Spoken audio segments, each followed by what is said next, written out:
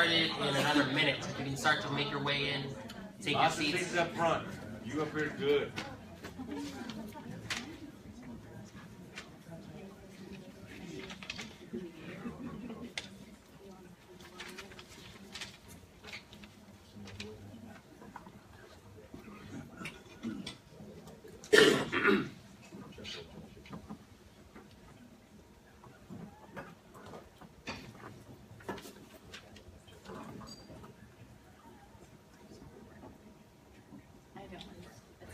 You guys can talk. Really quiet. You ready to go? We didn't start yet. We're gonna start soon. So you guys can chat.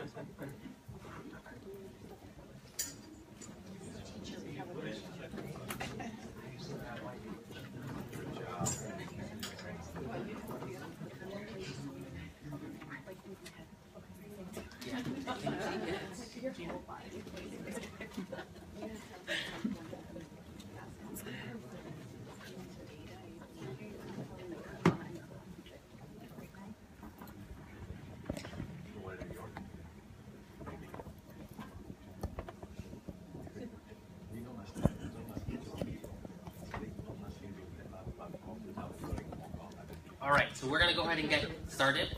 Morning, everyone. My name is thank you. Energy. My name is Mika Guzman, and I'm the national president of the CHCI Alumni Association. I want to welcome you all to our session this morning on how to run for office and win.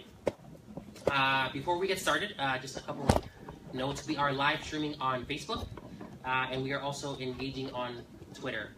So if you have questions, comments, reactions, please use the hashtag CHCI 2017.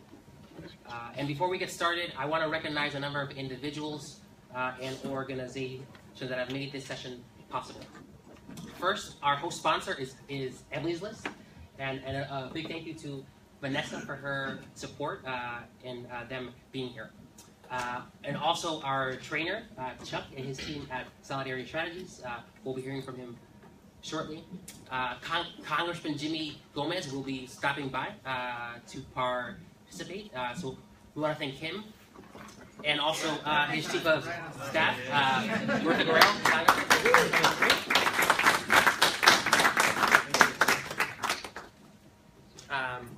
And we also had a number of strategic partners that helped us put this session together. So I'm just going to list them, and we can hold our applause till the end. So we have All In Together, Ignite, Latino Victory, Latinos 44, Latino Center for Leadership Development, People for the American Way, Run for Something, and last but not least, New Leaders Council. So let's give all of them a round of applause. Thank you all. So right now, we are definitely living in extraordinary times. We're living in a time in which, depending on what your worldview is, different leaders may or may not be the most trustworthy. We're living in a time in which less than 40% of Americans have faith in their elected officials. We're living in a time in which 60% of Latinos can't name a national leader. And of those, 9% believe that one does not exist. And so it's against this backdrop that, according to a survey that we did in the spring, 75% of CHCI alumni want to run for office. 75% want to run, but they don't know the tools, they don't have them, they don't know what resources are out there to help them. So today, this session is a first attempt at providing some of those tools and learning about some of these resources that are out there.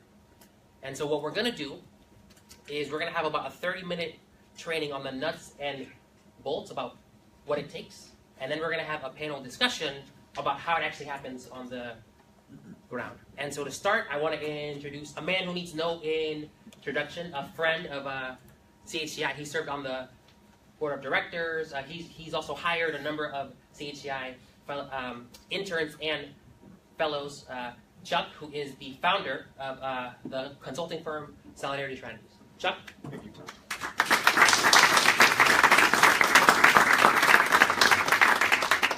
Thanks for having me. It's really an honor to be here. Thank you, Congressman. Thank you for all our distinguished guests. I want to recognize Cesar Blancos, who's in the back of the room, a state rep from El Paso, who we work with.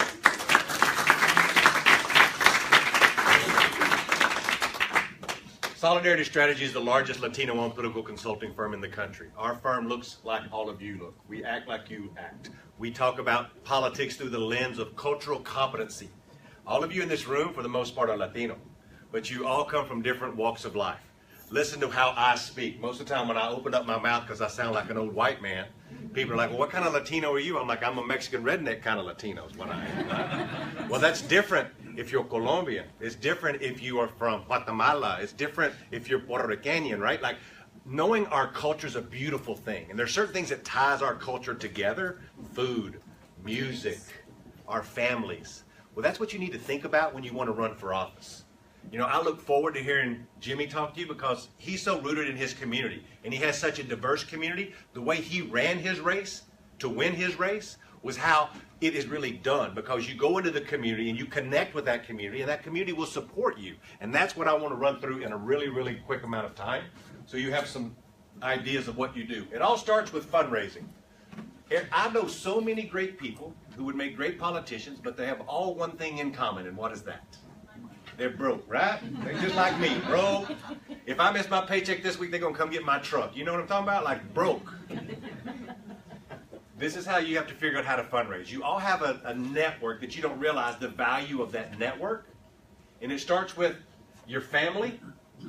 And your family, who even that broke family, so even that family that's been to jail a couple times, they could give you a little money. The next loop is your friends, the people in this room. Your CHCI network of people. You have friends who will write you checks. And your next group is clubs, classmates, people that you connect with, right? And you have to literally call somebody and ask them to believe in you and give you money. It's the hardest thing for me to teach a Latino candidate to do. The messaging's easy. Jumping up and down and being excited about running is easy. Talking about representing the community is easy. If you ask them to call their buddy and ask them for $100, that's the hardest thing for them to do, because they're like, I don't need it. It's in our culture. We don't want to ask for help. We can get it. We can do it, right? The other thing is there's lots of new tools out there, including the internet. If I know a candidate's going to lose, they're going to call me and say, Chuck, I'm going to run for office. It's going to be a grassroots campaign. We're not going to hire any consultants. We're not going to take any PAC money. We're going to raise all our money online. I'm like, you're definitely going to lose. It sounds great, but it just don't ever happen. Right? So you need to have professionals around you if you can afford them. You need to figure out how to have an online fundraising program that can accentuate you calling people. It will never take the place of you having to call people to ask them for money. If you can't call people and ask them for money, you should not run for office. Do you hear me? That's the most important piece of this. You have a great message. You probably can win that race. But if you can't raise the bare amount of money to go tell people who you can't literally knock on their door every day to vote for you, you can't win. That's the hard realities. You need to know this very important thing that most people don't put on a slideshow, which is the legalities of a campaign. And when you're dealing with somebody like Latino Victory Project or the local Sierra Club or whoever you may be dealing with, know that there are laws with certain people that you can't talk to about your campaign. There's IE sides of the wall and there's campaign sides of the wall. And if you're on the campaign side of the wall, you shouldn't be talking to anybody in another organization who maybe want to do work in your district who can't talk to you. The first thing you'll do is go to jail. And you don't want to go to jail. So you need to hire lawyers after you figure out you really want to run. It's one of the first hires you should make. Let's recap. If you can't ask for money, don't run for office. But you're going to have to do that, and you should hire somebody to help you do that when you want to run. A fundraising consultant, and we'll get to that really quickly, can help you identify people who've given in the particular race that you're running for. Let's say you're a state rep and you're going to run in El Paso in Cesar Blanco's district. When he ran, he called his friends, he called his family. Yes, we worked on that campaign, in full disclosure. But outside of his network, then he looked and had a consultant look at a database of everybody who had given to a Democrat who had run in that district before, so he knows that those people care about electing a Democrat in that district. He may have never even known them, but he called them, said, I'm Cesar Blanco, I'm running for the state rep here, and I'd love to have your support. I stand for this, this, and this. Can you give me $200? He did that to me. I wrote him a check. He did that to lots of people. They wrote checks. But you also need to understand the legalities of campaigns. I'm not going to go deep on that. But just know when you're talking to somebody from the local Sierra Club or whatever that organization is, Find out if they can talk to a candidate before you start espousing all your strategy, which is very, very illegal. The campaign structure. You need to have a campaign manager. You need to have a finance director, a field director, a digital director, a communications director. You don't have to have all of these if you're running for school board or city council in McAllen, Texas. There's certain amounts of these where normally in a race, we worked for a guy named Jose Moreno in Anaheim, California, who we got elected and we're outspent 15-1. The opposition spent $410,000 and we spent $38,000. And Jose had a campaign manager who also was his field director and a comms director who also was his deputy manager and ran all of the digital work. They figured out how to take a little bit of money, to knock on enough doors, and to buy enough pizza for a bunch of volunteers who were knocking on doors and hang out lit. And we did one mail piece, and he won.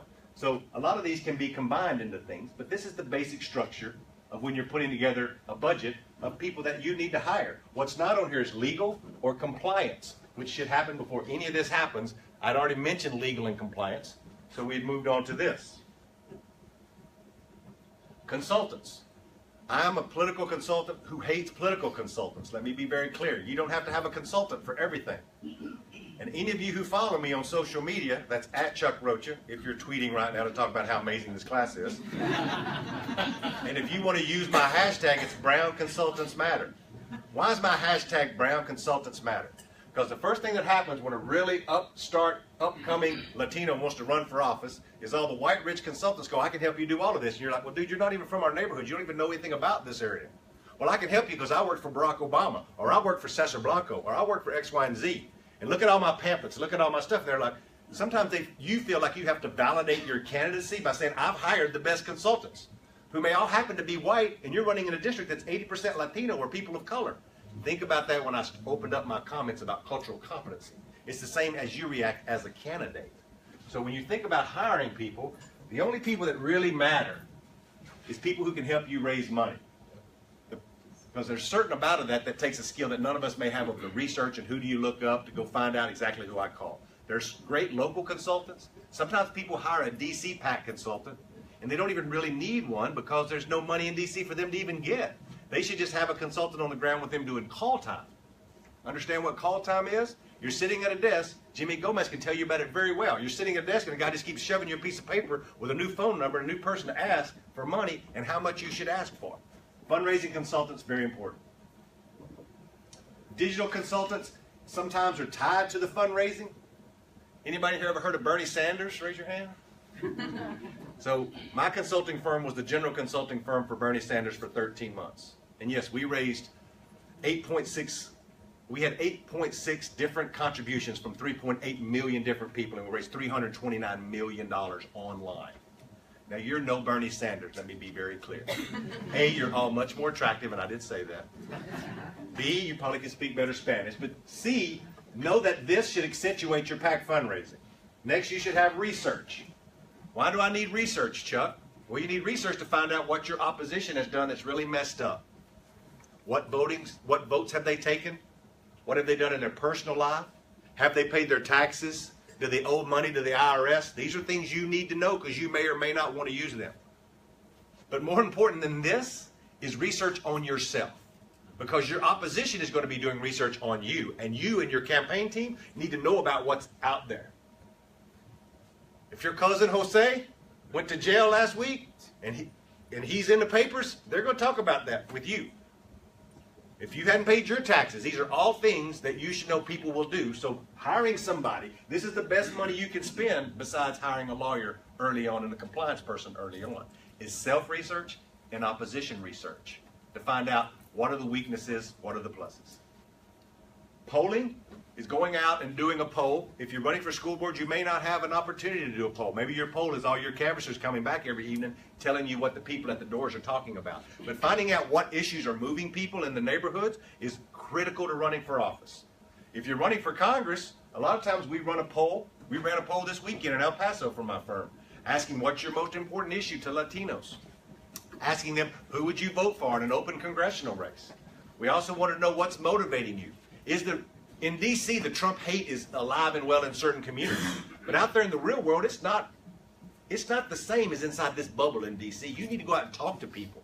Maybe they love Donald Trump. Maybe they hate him. Maybe they love the Democratic congressman who's there. Maybe they hate him. But unless you call and ask them, you have no idea, and you're just running blind. Direct mail is a way to communicate directly with people at their mailboxes. Some people would argue that it's growing in its importance, and some people would argue that it's diminishing. My firm, we do mail for a living. We sent 19 million pieces of mail for Bernie Sanders in 47 states. I've got a pretty good understanding of how mail works. It's the one thing you can do that can guarantee that somebody picks it up and touches it. They may pick it up and touch it from their mailbox and walk it inside their door and see their wife or their husband and throw it in the trash can, but I know they touched it. You can't say that about a TV commercial. You can't say that about a digital ad. Something to think about, and is it really worth it in your campaign? The mayor of New York City got elected mayor and never did one piece of mail. Just something to think about. Mail works in certain areas. In very rural districts, it's old, brown, black, white people, old people like my mama and papa love the mail. They can't wait for the mailman to get there. Y'all know it, right? Your abuelas, they're looking for the mailman. Then they're friends with him or her. So old people really like it a lot. And guess what else old people really do a lot? They vote. All the damn time. Media, TV messaging. Now, if you're running for school board in Tyler, Texas, where I'm from, you're probably not going to be buying no network TV. But the internet has made it where you can do videos now and buy digital TV and buy digital radio and buy digital ads that are cost effective. You can promote something on Facebook for $100 and have your buddy help you make a video working with local people. That's good things if it's targeted. And you can target people right where you live. I highly recommend as much media as you can do based off of where you're running.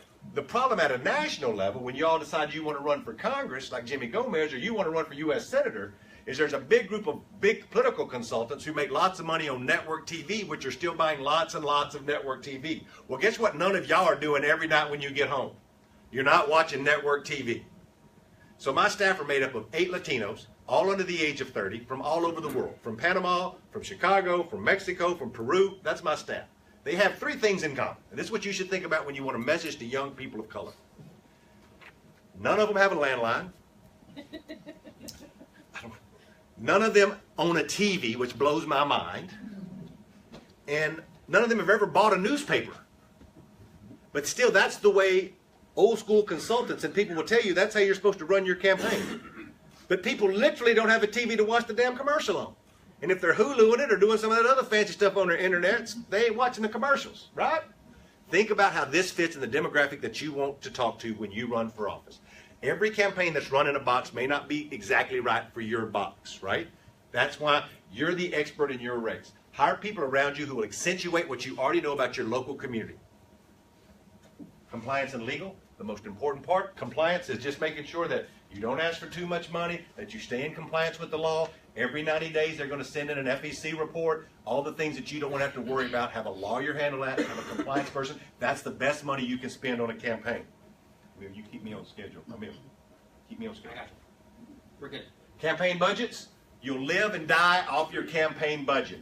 You will set a budget before you ever start running your campaign on what you think you can run when you hire that fundraiser, after you hire legal and compliance, and you will live off of that budget. Because you want to start with a group of money, and as you're spending money, money's coming in, it's filling places in that budget, and when you get to the last day, you don't want to have any money left because you would have spent all your money on getting elected. So you have to literally be... There's people at the congressional level that all they do is have a full-time staffer managing a budget. Who's paying the rent every week? Who's making sure we have office supplies? Who's making sure we have walk lit and we have pizza ordered every night? How many mail pieces do we have budgeted? Well, we have 10 budgeted, but we've only had money come in for 5 of those. Well, where does the drop-off happen? And what universe of people do you cut out if you don't get enough people to make the mailers that you want to mail? Do you cut out the old people? Do you cut out the Latinos? I'll tell you, the first thing cut in every congressional race is what? The Latino mail piece, right? Bilingual Latino mail piece. Always the first one cut because they want to go to that old white voter who's always there. Now that's something that you'll be torn with when you run because they always vote, but you feel like you can motivate Latinos who look and act like you. That's where the strategy comes in that we don't have near the time to get into today, but it's something to make sure you think about. Voter contact budgets are more than just mail. It's phones, it's digital. Phones are, my firm also does phones. So live calls to people saying, hey, this is Chuck calling from the Jimmy Gomez campaign. Jimmy's early vote has started this week. Last week you told us you were supporting. We're calling to remind you to send in your absentee ballot. It's very important that you vote early because anything could happen on election day. That cost 65 cents that I just did. So that's why it's got to be budgeted. Digital, same thing. We lay out a digital budget, what we're going to spend every week on digital advertising. So you have to figure out if you're going to hit that budget. It's no different than what you do at home with budgeting rent, budgeting gas, budgeting food, but it's a much bigger scale that's constantly moving because there's money flowing in and there's money flowing out. Make sure you have somebody that you really, really trust doing the budget because it can screw you for a long time. You can get to the end of your campaign and be in debt a whole bunch of money or not have any money. Or for God's sake, lose by a couple hundred points and have a couple $1,000 left in there that you could have used talking to somebody at the door. Allies. We get this question all the time. And I just did this training for 72 candidates at the DCCC this week. Literally teaching candidates in top-tiered races how to work with allies. Because they have no idea. You have no idea. Labor unions, if you're running as a Democrat, and some Republicans can be your friends. And they have lots of money. So you should get to know the local labor unions in your district, develop a relationship, and get them to give you money. And also they can provide foot soldiers for your campaign. And it's good to have somebody around you who may have some knowledge of the labor, because the IBEW, which is Brotherhood of Electrical Workers, is much different than the American Federation of State, County, Municipal Employees, who represent local municipalities, state workers, hospital workers, who couldn't be more different than the iron workers who are building buildings. They are all union members, but they could not be more different. Hell, these people went over and met with Donald Trump when he got elected. They're trying to build a relationship. Good for them, but you should know that's much different than these people who are burning shit outside the White House right now. Right? But they all belong to a union. You need to know the difference. Progressive groups. If you're running as a progressive, just like if you're running as a conservative, there are groups out there that want to see you get elected. So some of the progressive groups that we work with at my firm, we put on the board to show you that, remember the wall?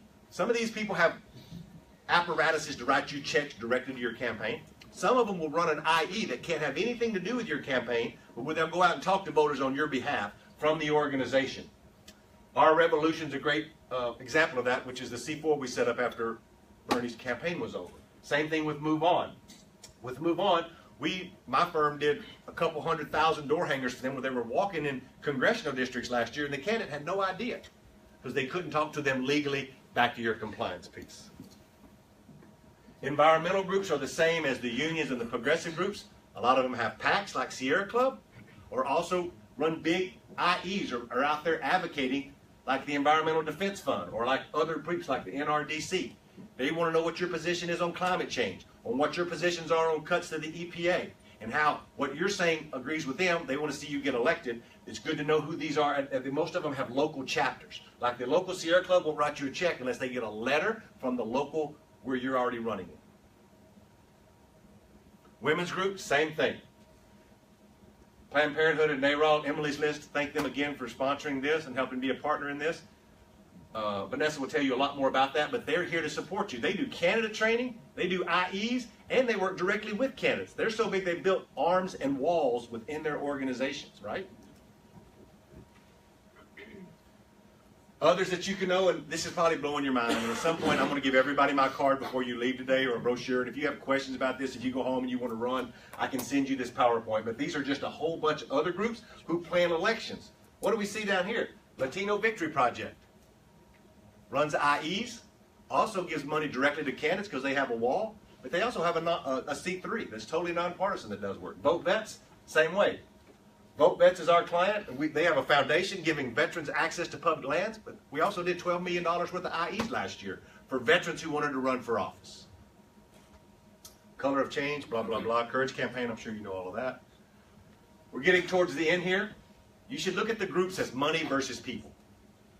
There are certain groups who can write you money, and there are certain groups who have no money, but they can show up with people to help you. The unions will fall in both of those categories almost every time if they decide to come in at that level. But think about that. BOPAC's down here, that's the Congressional Hispanic Caucus Leadership PAC. For people who are running for Congress, they support Latinos and many more who run for office. We do a lot of their work as well. Questionnaires and endorsements. A couple more slides here. Why should we fill out questionnaires, or how and why? Nobody's going to write you a check unless you fill out a questionnaire for that organization. That's the good news. The bad news is your opposition will have that questionnaire within minutes if it's something on there that they don't like. And somebody can use anything that you write down against you in any campaign. Always remember that and make sure that you just don't have some intern, no disrespect to interns, who are doing this who may not have any idea about the way you truly feel about it. Don't lie on a questionnaire, because people will use all of that information on the questionnaire for you or against you. Know the priority questions. If I'm working through a building trades questionnaire, I know because I'm an old man and been doing campaigns for 27 years, their number one issue is prevailing wage and Davis-Bacon. Yes, sir. Oh, and next is, does the endorsement matter? Certain endorsements matter wherever you're going to be running at, that matter more than others. People come to town all the time seeking Latino Victory's endorsement and chasing crystal ball all over town. And that's important because he brings infrastructure with him and people want to have that endorsement of that great organization. There's other organizations where their endorsements are like paper tigers. It looks scary, but there's really nothing behind it. So that's something for you to figure out in your own community and how that plays. Good, we've got 4.5 minutes for questions. And I zoomed through a bunch of stuff, right? I'm going to stick around till the great panel gets done, and then I can answer more questions after. But right now, if there's 2 minutes, and then we'll have more at the end. First, let's give you a round of applause. Thank you.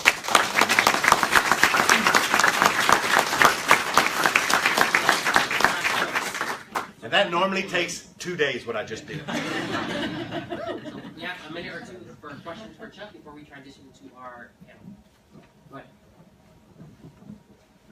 Hello, Chuck. My name is Jay. I want to first say thank you. I was very inspired by your presentation. My question is, well, how would you react if you're a Latino in a district that's gentrified? I think that's what I talked about when I talked about the ties to the community, right? So I live in one of those neighborhoods in D.C. And I moved into a neighborhood that used to be all African-American families. And my house is a mixed family, mixed race, including my son, a couple of grandchildren, the Rocha boys, other folks who were in and out of my house. But there was an African-American neighbor who lived next to me, and she felt comfort in me to come talk to me, right? But I was the first person who moved in who looked and acted like her and tell about her grief and what she sees with her neighborhood changing and the fear that she has, right? Even though the neighborhood's getting nicer, she's getting priced out of that neighborhood. Understanding how to talk about that and talk about it in a way that even white people would vote for you is the key to that, right? Because I think there's commonality there, but having that tie to what message really works in those kind of neighborhoods and how that works with what people really feel, because people just automatically think it's bad. And it is bad to a certain degree for certain things, but knowing how to talk about how it's bad and how we can make it better is really, people want solutions, and they want their cities to get better. When I went and worked my polls for the first time at that little school in D.C. where I live just 20 blocks from here, my neighbor told me, he's like, you know how many people have been killed on that corner? What? He's like, 21 people have been killed on that corner. I'm like, well, he's like, that was a long time ago, but 6 years ago, there was still a guy killed on that corner. It's gotten much better now. So the neighborhood is now so much safer, right? But it's still pushing out poor black folks, right? So how do you talk about that is how you got to stay rooted in that community to have that conversation. One more? One more question. In the back. My name is Jose Oliva. Thank you for your presentation from North Carolina. And I wonder, from your experience, what are some of the things that places like North Carolina can do to build an infrastructure for Latinos and Asian Americans to run for office and win? In all of these areas where you have this amazing growth, in Nebraska there's a 420% increase in Latino population over the last 10 years. I know that because we do a lot of Latino work. North Carolina's at 237,000%. 237%, not 1,000. There's places in the community that you will see these new Latino families coming together. Sometimes they'll build a community organization. Sometimes it's a restaurant. Something that somebody's built who's an immigrant, who may be an anchor immigrant, what we call in that community, who's older, who's been around, and people. That is one piece of bringing people together to start community organization. And guess what the other one is? The church. The church, the Catholic Church. Somebody starting a Catholic church, Latinos starting to go to a Catholic church where they're being accepted in by a very open, priest. So church in the community, restaurant, is where you start gathering of activists and building out that infrastructure that we like to call in our world the community infrastructure, which is the sexy tag, but it's actually just a bunch of us getting together. Where does that happen? In the 30s and 40s, this is in union halls. But now it's like community centers, churches. Keep in mind, the things that I tell and try to teach white consultants all the time is that it's music, it's food, and it's family. No matter where you're from.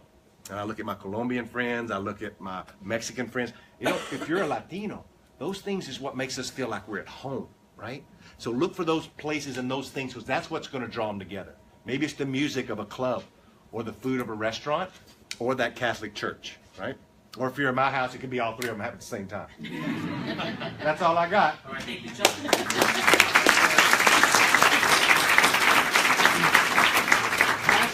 Brown Consultants Matter. And Chuck wrote you. Do your thing. All right, and Chuck is going to stay Just getting some water. stay around, so you can contact him as we go. Before we dive into the panel, I see some other elected officials in the audience. So if you've held office before or currently in public office, go ahead and raise your hand so we can recognize you for kind of leading the way for folks here. So let's go raise your hand. Let's give you all a round of applause. All right, thank you all.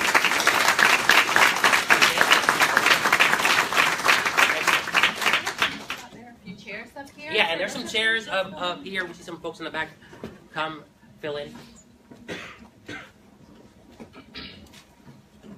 All right, so now we're going to dive into our discussion and see how it actually happens on the ground level.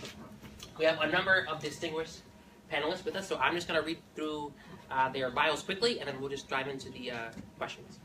We have Congressman Jimmy Gomez, who was born and raised in Southern California, and he, his parents and 4 siblings immigrated from Mexico in the early 1970s. After finishing high school, he enrolled in community college and ultimately transferred to UCLA in 1996, where he graduated magna cum laude and received a BA in political science. And then a master's in public policy from Harvard and the John F. Kennedy School of Government. He recognizes that his story today, although not unique, is a lot harder to achieve and out of reach for far too many people because of the struggling economy and the state budget deficit. Thank you, Congressman, for joining us.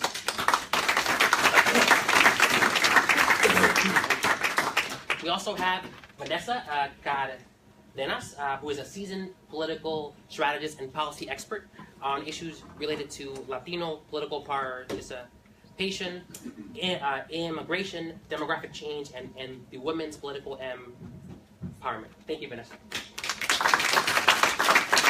We also have Miguel Solis, who serves as the president of the Latino Center for Leadership Development, where he oversees the creation of programs and services. In 2013, he became the youngest school board member ever elected to the Dallas Board of Trustees. Thank you for that. We also have Michael Anthony Vargas, CHCI alumnus, who currently serves as a manager of candidate-ready development for Lee. He is also the president of the Board of Trustees for San Benito School District in Texas. Welcome, Michael. Thank you. So first, we want to begin by having a conversation on why run for office. So for our folks who are on the panel who are currently officials, what compelled you to get involved in want to run for office? It's a big question. For me, government has always been an apparatus that you can use to change people's lives. From when I was a kid, I heard I was a fan of history and studied how government intervened in so many different parts of life and through our nation's struggles. Everything from the civil rights movement to the women's movement, you name it, it was kind of government and people coming together. And let's remember that government is really just a collection of individuals, right? Getting together to fight for certain ideals and changes. The community college system, healthcare, all of that was personal for me. and trying to figure out how to use government in a way that created opportunities for individuals that looked like myself and my family. And that was where it really came back down to. I graduated from high school and didn't know I was going to go off to college. I ended up working at Subway and Target and hated every single minute of it. But a friend of mine dragged me to a community college, and that changed my life. So community college was actually my first passion of government, of how does a community college system provide opportunities for folks, and that's why I decided to run. Any questions? Thank you, Amakar. It's great to be here, by the way, and it's just, I'm so excited to see this as a standing room only. That this is great, and I think it bodes well for the future of our country and for elected representation. The other thing is, I'm just going to start from the front. I want you all, as best as you can, to be involved with us, and we at the Latino Center for Leadership Development want to support you as well. And so I'll have a call to action at the end, but we really want to make sure that we can support you in any way possible. The call to service for me actually began at a very young age. My father instilled in me really early on the idea that public service was something that we should strive to try to do in some form or fashion. For him, that meant being a teacher.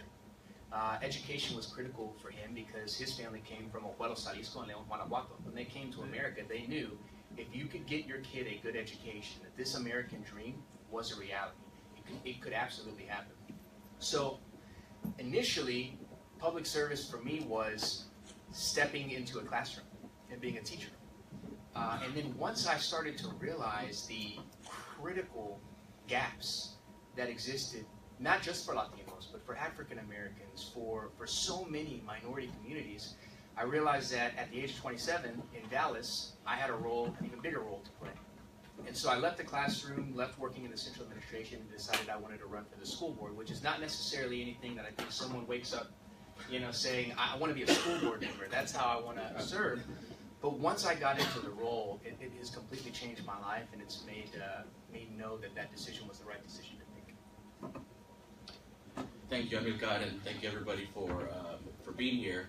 For me, it's essentially, it was very philosophical, and then something a little bit more personal. And what I mean by that is on the philosophical side, and to mimic what Congressman Gomez said, was this idea that when you are looking at something and realizing that things need to change, the idea that there's a tension, a mindset, a mental model where you struggle with the world as you see it versus the world as it should be.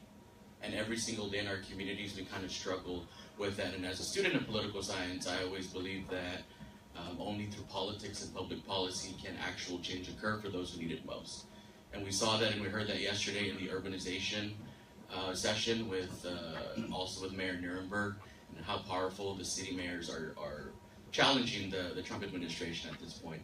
On a very personal note, and just to also mimic what Miguel is saying, I was living in St. Louis. I could have stayed in St. Louis very comfortably, but when I started reading back home that San Benito, the San Benito Consolidated Independent School District, which produced me, was going through a lot in terms of corruption.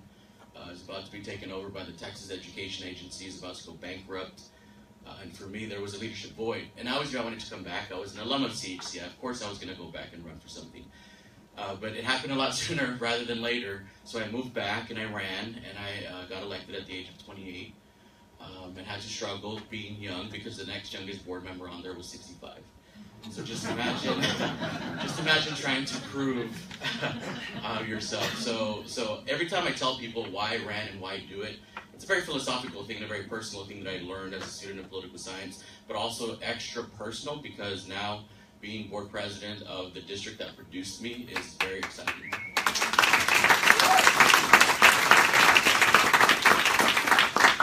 Now I want to talk about, we learned about a number of tools and resources that are out there. But to talk a little bit more about that, and I know that Emily's List has been doing some great work since the 2016 election in particular to kind of get more people to run. Right, and first of all, thank you, Amilcar, for organizing this. It's been a great leadership on this.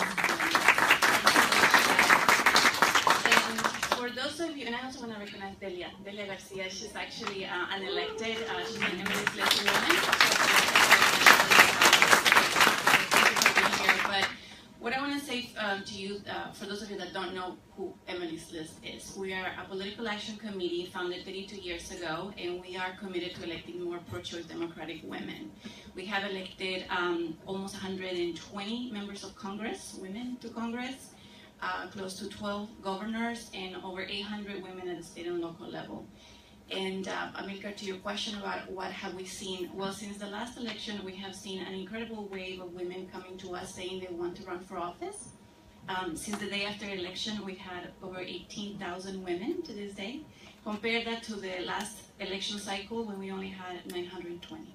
So the wave is huge. And what I'm excited about is to see so many Latinas that are reaching out to us and saying they want to run for office. So my first call to action, I guess, here today is, first of all, thank you for coming. But second of all, please follow up. We offer a ton of trainings. In fact, we're going to be in New Mexico this weekend, and in the next couple of weeks, we're going to be in LA.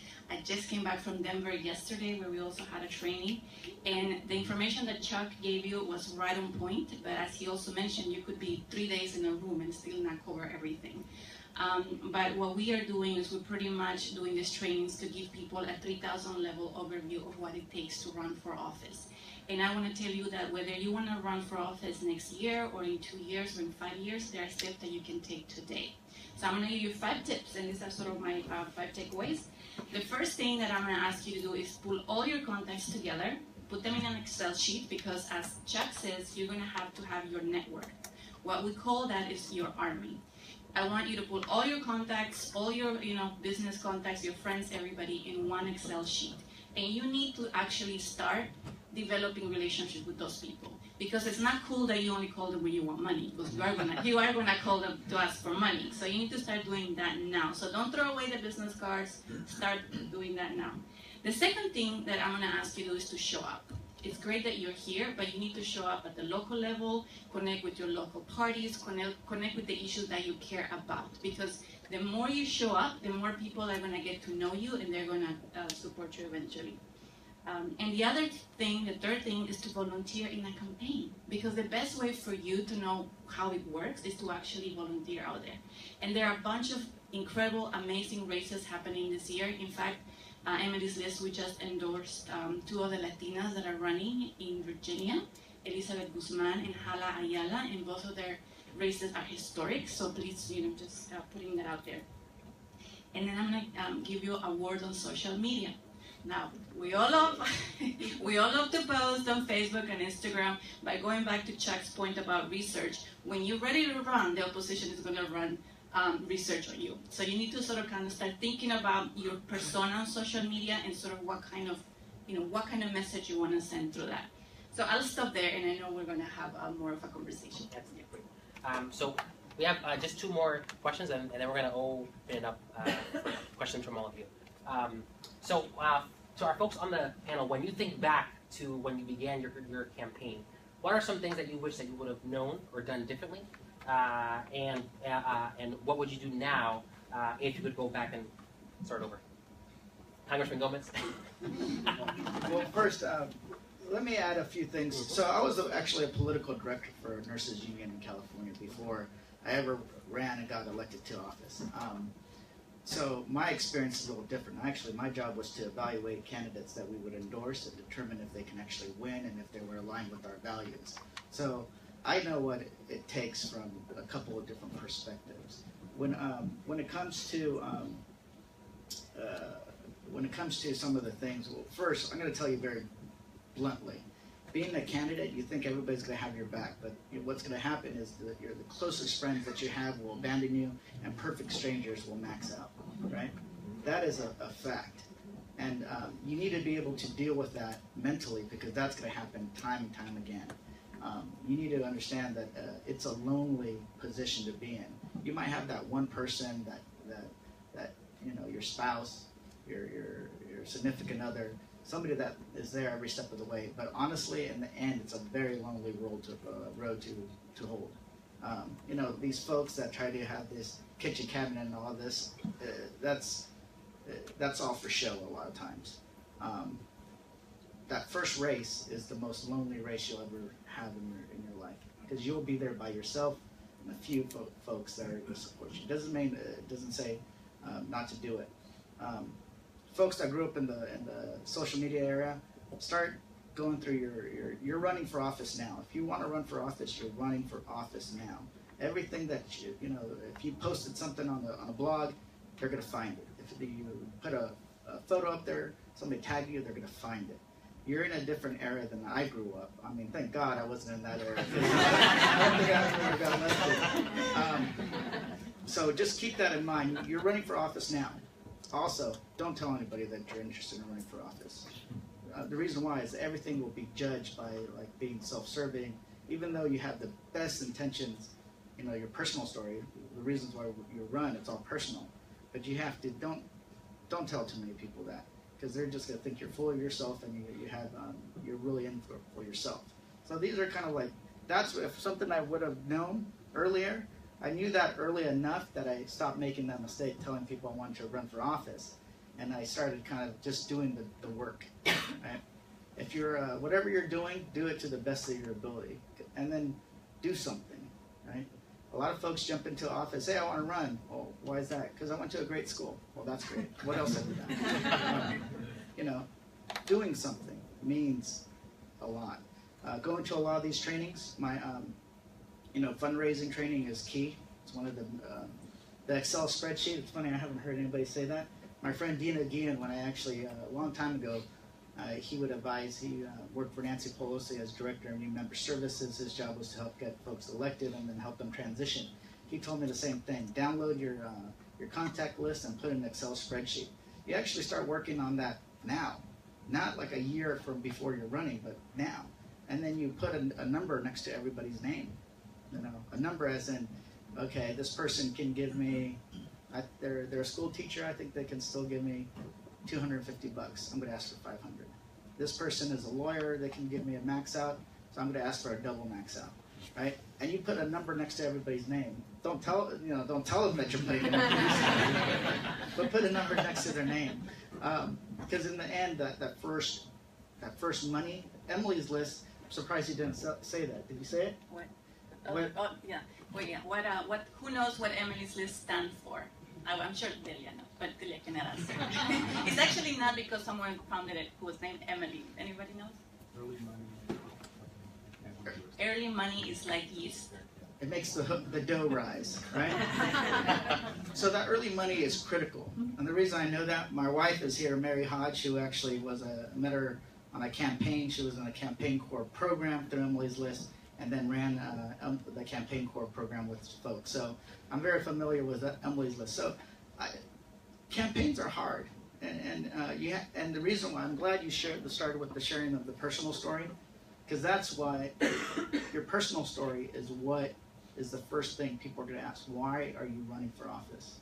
And if you can't answer that basic question, you're going to lose credibility, and then you're not going to get support, and then you're going to lose. So that's kind of adding a few things. I know I went on a little bit. And pick your race wisely, your first one. Because if you lose, you might not ever get a second chance to run for office again. And you might not want to run for office again. So pick that first race very carefully. Thank you, Congressman. So I'll add a couple of things. As Amilcar mentioned, I do a lot of candidate development work with Lee. So I work with a lot of educators across the country who are actually wanting to run for office or taking that next step. And one thing that I found, or that we found, two things that they wish they would have done differently in a very practical sense. One was time management. So we make sure we develop a time management tool and these are first-time candidates, so time management is a huge thing, and understanding that realm is new to them, especially in a political sense, given that they come from the education world. So time management is an extremely important thing or something they thought they would have done differently or looked at differently. The second thing was messaging. I always tell future candidates, dictate the narrative before the narrative is dictated for you, because 9 times out of 10, as we've heard, the narrative is going to be negative against you. So that's one thing too that we really focus on, or that I believe as a candidate coach is important for members, is making sure that their message is very personal, and making sure that the message is overwhelming from the get-go. That way your opponents don't, just being proactive. And I'm more than happy to connect with anybody, CHCI fellow colleagues. If you all have any particular questions, just find me after, and happy to talk. Yeah, it's a great question, and at the Latino Center for Leadership Development, we really have tried to emphasize these practical considerations that we need to go through when we're going to make the decision about whether we want to run, or if you want to be appointed to a board, you want to be appointed to a city commission, right? Because not everything is about running immediately. So I think the first piece of advice I would give you is to, bear with me for a second, don't just jump into something because it sounds good. Don't just jump in because somebody came to you and said, you would make a great candidate and you should run immediately. You need to be thoughtful about these things, right? The congressman makes a very good point. If you don't know your own personal narrative and why you're called to this work, if you don't understand the needs of the community that you ultimately aim to represent, if you don't know the stats on those issues, you don't know the policy positions you want to take if you get elected, then all you are is, for most of us, a Latino candidate. And we need to support more Latino candidates. Yeah, but you need to be a Latino candidate of substance. Someone who's actually going to be able to move not just the Latino community, but America as well. That's all I want. Now, at the same time, we need more Latino candidates immediately. I know that sounds crazy after what I just told you, but America's destiny is inextricably linked now to the rise of the Latino population. And we don't have 20 or 30 more years to develop the right people to then run. We have to be in positions of influence, decision-making positions today. So that's why we created the Latino Center for Leadership Development, because we had the question asked, I had the question, what happens to someone after CHCI when they go back to their community, but before NALEO, which is the National Association of Latino Elected and Appointed Officials, what are we doing to take all these brilliant people and give them the fuel they need to ultimately take the step to do it in a substantive way? That's what we were established to do. And that's why we want to work with you. So those are the two biggest things. And then the last thing is, you really need to work on, I think, that personal narrative. I'm going to highlight that again, because your narrative, that's what's going to get Latinos to get out to vote. Because their narrative is your narrative. And so we need to tell our narrative more. We don't need to be the reactive community anymore. We're getting beat up by the president. We're getting beat up in my state of Texas because the people that are beating us up know they can do it right now. We need to change it. We need to change it immediately. And it starts with our own narrative and getting into our community and getting people excited to get out there and vote.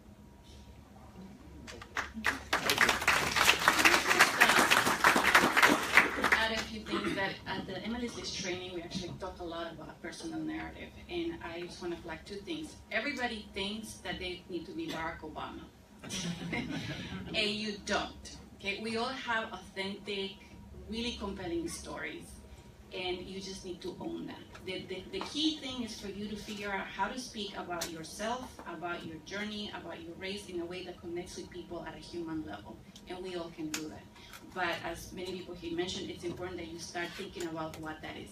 I also want to stress the being a Latino candidate with substance piece, and I really want to encourage you to maximize the networks you have here and also connect with us. I know, for example, Delia is a great mentor to Latinos, young Latinos who are in the city. Make those connections, reach out to us, we can help you. There are so many of us, thankfully now, in different policy think tanks, in different spaces, beyond immigration, where we can really help you navigate the waters to sort of get to that substance piece. But I also want to tell you one thing, because one of the challenges that we have, especially with women, is that they don't feel they're qualified. And I want to tell you something, the only qualifications we need is for you to have passion and commitment. Everything else, you can learn it. It might take a little bit of time, but you can learn it. So as long as you have that, that is sort of the basic commitment. And the last thing I will say is please join our Run to Win Facebook page.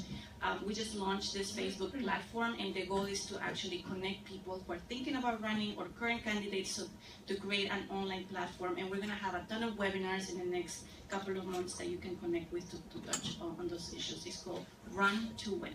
Thank you. Thank you very much. So we have about 20 minutes for questions. So I want to kick it out to the group. We have a mic right here, but we may not need it. So if you can amplify from there, go ahead. That was very inspirational. I'm sure that I was not the only person moved here in the audience. How did you tap into the Latino community, and how did you identify the problems that needed to be addressed You know, you guys do it in your own unique way, but you know, how exactly did you identify and address those issues? I guess I'll start just really quickly. I've actually, as you have seen in my biography, I'm the odd person out in this room because I've actually never worked in a campaign before. I come from the policy space. I worked at Center for American Progress for 8 years on different policy issues, and then spent one amazing year working on climate change at the global level. And for me, the realization came to be that we actually know what the policy solutions that we need to improve our the outcomes for our community, but what we need is leaders that are actually going to fight for them.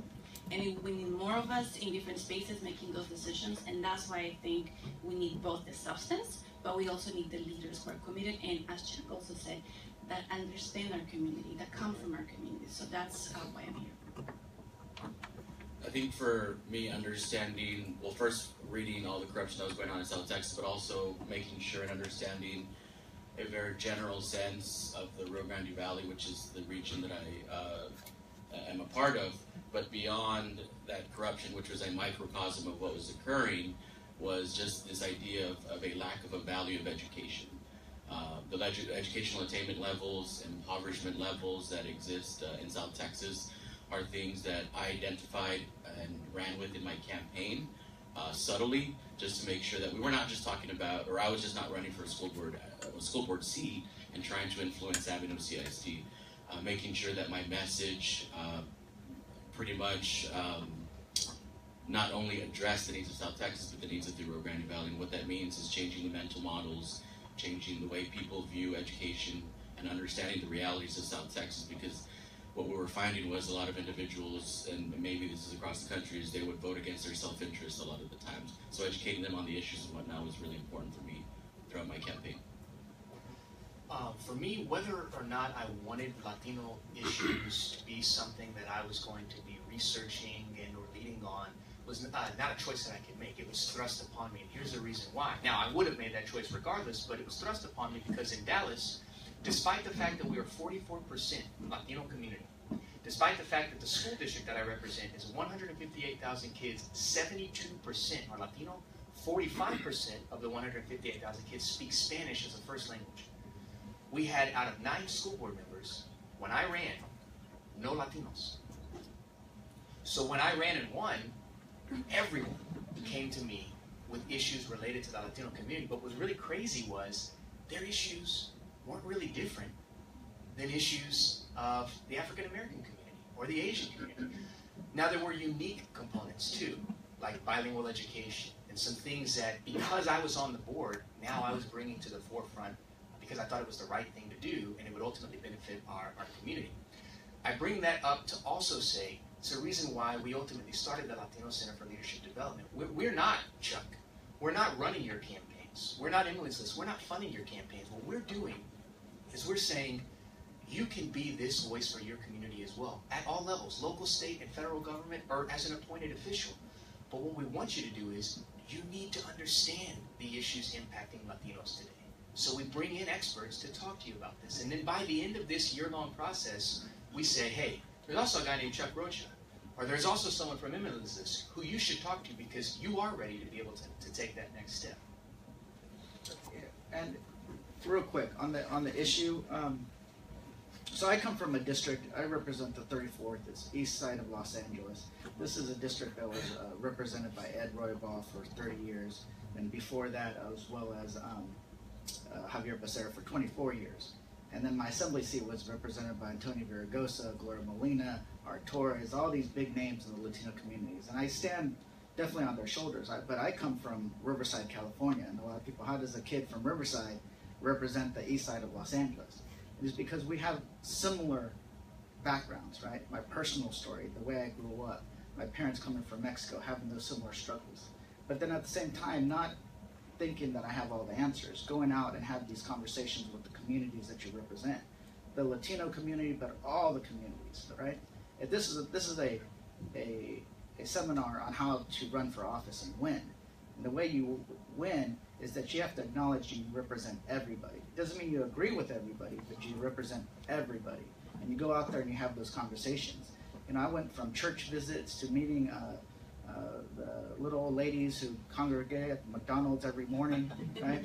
To just having this one-on-one conversations about the issues, but also going to the community meetings in Mount Washington, which is more, it's more non-Latinos living there than Latinos. So it's really understanding the communities you represent and spending the appropriate time with all of them, understanding their issues.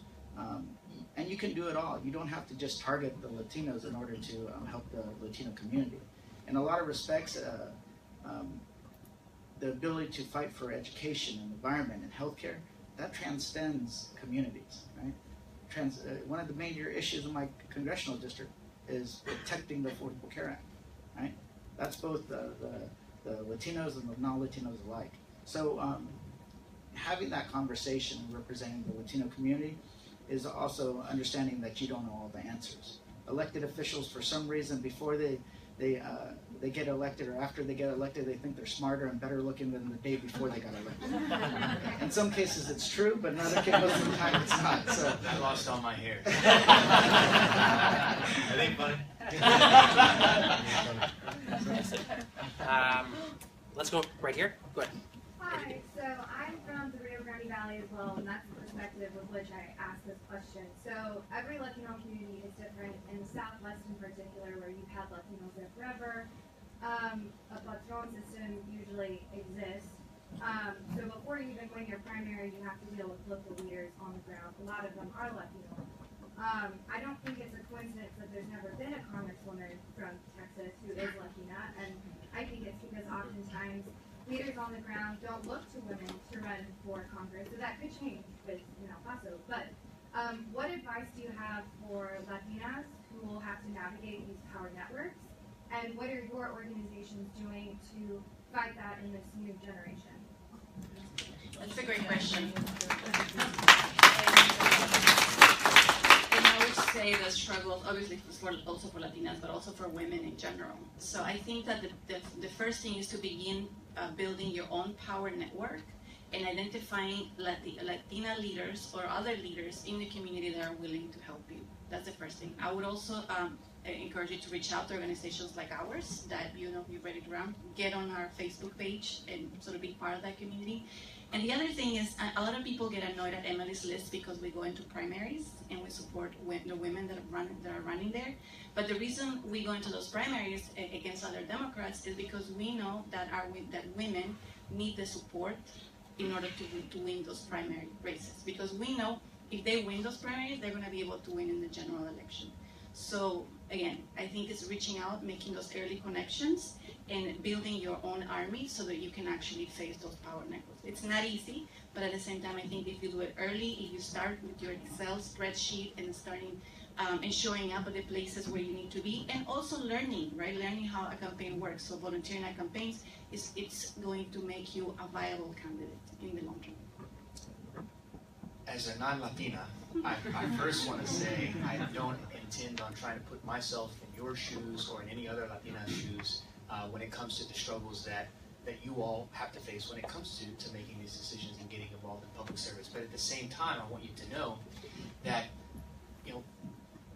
one of the most beautiful things that I've seen in the now almost 3 years that we've run the Latino Center for Leadership Development is that for the over 200 people that have applied to our Leadership Academy, a super majority have been Latinas. Of the 30 some odd people that we selected, over 70% are Latinas. And the first 3 fellows who ultimately decided to run once they were finishing our program, they were all Latinas. And they all won. One is now a school board member. One is now a state representative. One is now a city councilwoman. All 3 of them, if I'm not mistaken, are the first Latinas elected in their districts. So Latinas want to run. They want to know how to do it. The advice I would give is very similar to the advice that you just heard. There's no reason that you can't begin to have conversations with all of those political power brokers now, to get to understand the dynamics on the ground, to get your face out there. And that's no different for a Latina than it is for a Latino. You just have to take the time to be thoughtful and plan how you want to have those conversations. And again, maybe it's not immediately run for Congress. Maybe it's, hey, there's a seat open on the water board. There's a seat open on the planning commission. Can I get appointed to that position to be a decision maker and build my credentials to then make that ultimate run? Can I just stress this point really quickly, because a lot of the women that in their training rooms that I just told you about, a lot of the women come and they're like, I want to run for Congress. And they were like, that's great, but you're going to have to raise like $6 million. So I think it's really important for you to start thinking about very strategically about the races, and that's part of your research, the races in your communities. And you could just, sometimes we undermine the power and the way it is so helpful for anyone to run for these local commissions or city council or school board, because one, it helps you prepare for the big race. It also helps elevate your name in the community, and it also helps you, it's a cheaper race for sure, and it also helps you with your fundraiser down the road. So, I think that I would underline that it is a strategic decision that you need to make looking at the long term. And also, if you're an elected official you should hire Latinas. That's one of the first things you should do, right? So, my chief of staff is Latina. I believe she's like the only Latina in Congress. My district director is Latina. My communications director is Latina. So I'm very comfortable with strong Latina women, as you can tell. But you should hire Latina so that they can build the relationships, so that they actually can get into those power circles, so that one day they can run. And it's hard. I don't know Texas very well. I know the politics are very interesting down there. But we had the same issues on the east side of Los Angeles until we had Latinas come in and bust it up. It's true. Gloria Molina did it. Hilda Solis took out a sitting member of Congress that lost touch with their community. So it's possible.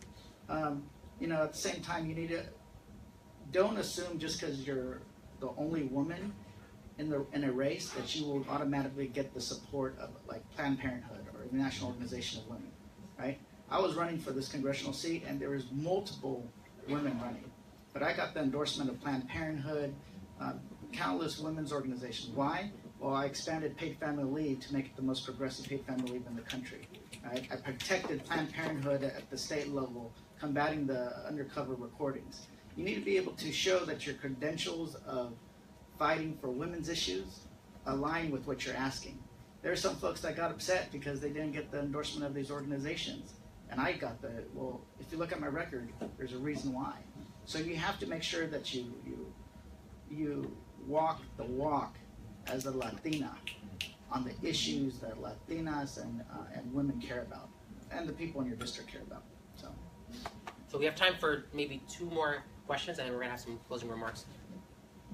Yep. Just a question. So we've heard a lot. Mr. Rocha started the panel with cultural competency, right? The importance of uniquely addressing the nuances of the community, whether it's engaging the community, developing your campaign plan. Can the panel share a little bit about how cultural competency is embedded within the work that you're doing in terms of campaign training or the trainings that you've undergone, and why that's important to meet the unique needs of our Latino community? Yeah, I think in my work, we have a framework of 5 competencies. We call them the 5 M's, and we're intentional about interweaving this identity piece. So, for instance, when we're talking about messaging, are you being intentional about how your message might resonate or not in the community, and what are you going to do to change that? Whether it's community power mapping and understanding your proximity to those that you don't have any relationships with. But on the flip side, those you do have relationships with, have you cultivated those relationships and ultimately leveraged them as a candidate, but most importantly as an elected official? So that's first and foremost the biggest thing, is really understanding those dynamics. And when we're talking about impact, what kind of impact do you seek to have? Are the policies, and to Congressman Gomez's point about his making sure he's really setting an identity for Latino women, but really understanding the type of impact you seek to have, and does that match the community? And if not, what do you need to change to make sure that you're a viable candidate? It's a great question, and for us, when it comes to Latino cultural competency, I mean, it begins just with, we are the organization called Latino Center for Leadership Development. We lead with the idea that America's destiny is inextricably linked to the Latino community. So we have to understand the nuance of the Latino community. Just like Chuck said, we have to understand that to be from Guatemala does not mean that you share the same interests as someone from Cuba or someone from Mexico. So we get into the nuance there. The other thing is that we are not the Center for Latino Leadership Development. See what I did there? We think it's as important that every other community understand the importance of the Latino community, because we ultimately know we all have to be in this together to help advance the cause of Latinos. So of the 30 fellows that we've selected, I think 4 or 5 are African American. And we sit there and we talk about not just the Latino struggle, but our shared struggle in our communities as well. Lastly, we bring in Latino speakers, whether it's in, I hope I got another one, to bring in Chuck Rocha. Latino people who have been in these positions, whether it's people like a congressman or a congresswoman, political consultants, demographers, people who have lived the experience. Because we ultimately know it's one thing to say you can represent the Latino community, it's another thing to actually understand where the Latino community is coming from, even if you were a Latino yourself.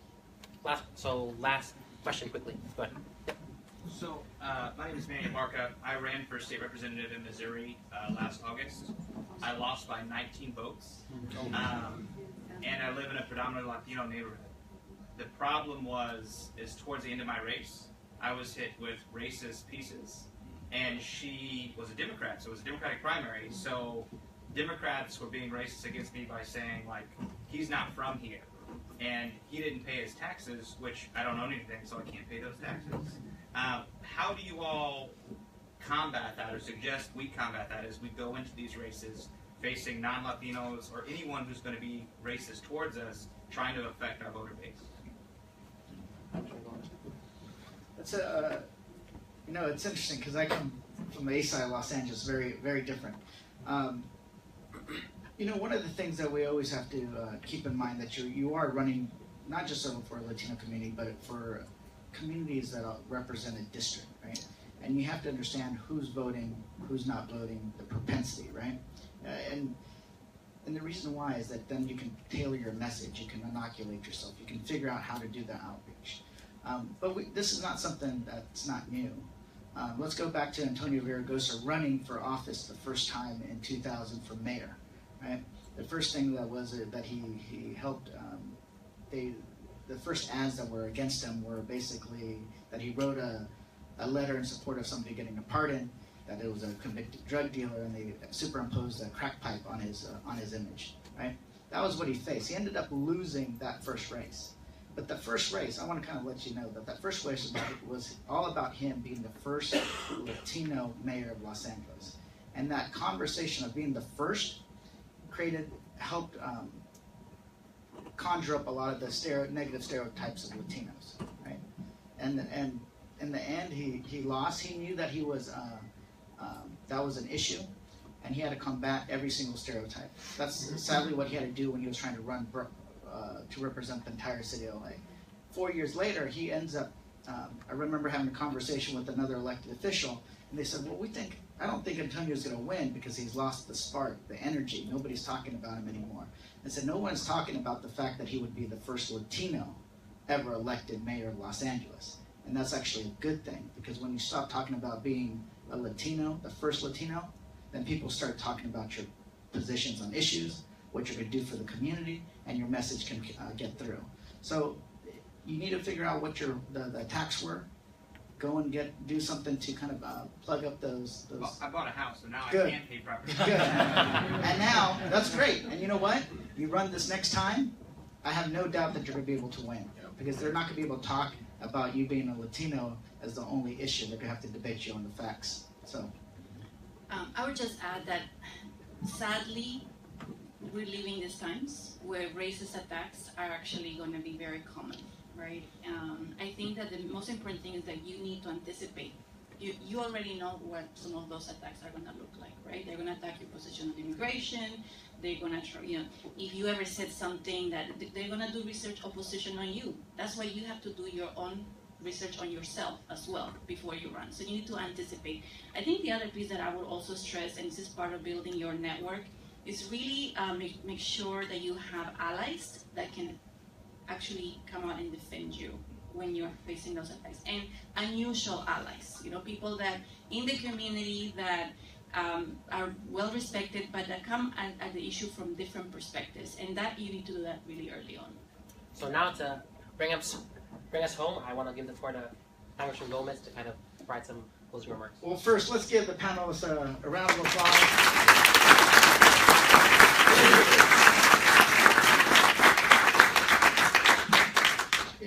I grew up in Riverside, California during the 1980s, and it was during a time where it was majority Republican.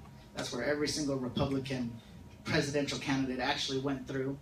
And one of the things that I grew up during the Reagan era, but I believed that I belonged in this country, that I had a role to play, right? But it was the experience with my family, seeing them struggle, not having, working 4 or 5 jobs a week to make ends meet, not having health insurance, going to the doctor and wondering, actually the emergency room, and wondering why my friends actually had a regular doctor that they would go to. That my friends would take vacations and my parents would work year round. Right? It was those kind of questions that made me kind of start thinking about what's my role in this great country of ours. How do I fit in? And it's it took time to figure that out. And you might be here, but I want you to go back and think about why were you wanted to improve your life, go to get a good education, get a good job, get benefits, help your family out, and go back to that personal reasons why you're doing everything you're doing, because it's the personal reasons that will propel you forward in order to become a great candidate one day. The reason why I'm running is because I want to make sure that no matter where a child is born, if they're born to immigrants or not, if they're born on the west side of LA or the east side of LA, it doesn't determine what kind of school that they go to. If they don't, right? That they definitely are not considered non-Americans just because of the color of their skin or the God they worship. I want to transform what people believe what it looks like to be an American. And all of you are doing that day in and day out. Public office is a great responsibility, but it is a great sacrifice. But if you give it all you have, you're going to change the world. In 2002, we had a little known fact in California. Most people kind of forgot about it. But for the first time ever, half of the children in California were of Latino descent. 50%. And if you did the math, that means coming up quickly in 2020, bare minimum, half of the children turning 18, citizens by birth, will be turning, being able to vote. It is the empowerment of that generation, your generation. It's really the generation that I've been waiting for. That's going to transform what we actually are, the possibilities in this country. So yes, you have to run for office, but you have to work at your current jobs, do a great job, prove yourselves, build that army of volunteers and donors that you're going to need in order to win. But don't let anybody doubt that you belong here and that you have a place in the United States of America, because I know you guys can do it. It's going to be tough. It's going to be tough. But having good mentors is key. These great programs is key. Actually, my friend Kate works with you and at Lee. So make sure that you work with everybody. Learn. Be strategic. Pick your moments. I want you all to run for office, but I don't want you to run and lose and never run for office again, because it is hard. The gentleman from Minnesota, I look forward to you running for office, and if you actually look for my staff around here, if you call me, I'll definitely help you out. So make sure that you put yourselves in these positions to win. But it's these kind of programs that make a difference. You want to know where I learned how to fundraise? I actually was one of the best fundraisers in California for a while. Federal level's a whole different ball game. Emily's List.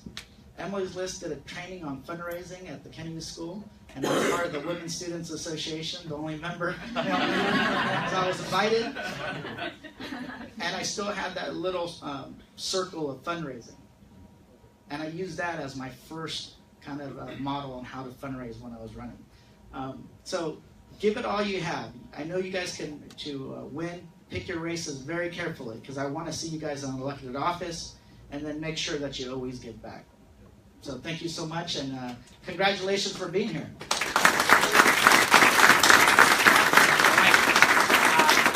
So we've heard a lot today about running for office, and what we've heard is that we need more people to run now more than ever, and we hope that this session kind of got you started in terms of gaining some of those tools and gaining some of the resources necessary to get there. Now, folks are going to be here throughout the conference this week, so if you didn't get to ask your question, feel free to chat with them. Hang on a second before you leave. Hang on. Don't, just a damn minute. Sorry, Chuck. We're finna Thank you, Chuck. Luis, come up here. We're going to take a picture. Get on this chair. We need the panelists right here. We'll show you how we're going to do this. Everybody who's on the outside needs to come to the middle. We're going to dictate this. The first time this has been done, we're going to do it. Luis is our creative director at Solidarity. He's also a dreamer from California. He's going to take the picture. Everybody stop right here. We want the panelists right here. Give me 2 more seats for the panelists to sit down in. Y'all kind of sit down if you're in a seat. Sit down so we can see everybody. And if you're in the middle row, take a knee. If you got a dress on, find a seat.